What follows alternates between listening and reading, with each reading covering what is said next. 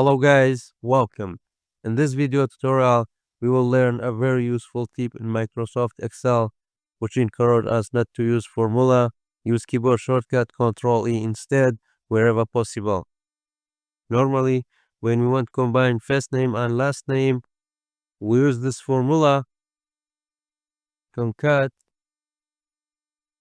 first name, comma, quotation, comma, last name, close the bracket, and then hit enter. First name and last name are combined. Instead, we use Ctrl E.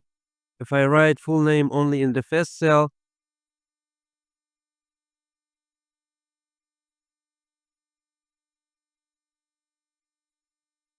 and then Ctrl E, as you can see, automatically all the cells are filled. Let us move to the second example. Now I want to split full name.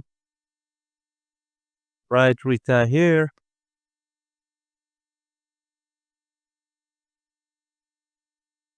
Ctrl E. Ctrl E.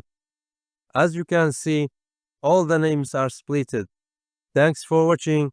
I hope you found this video to be helpful. For more daily tips and tricks, subscribe us and don't forget to like the video.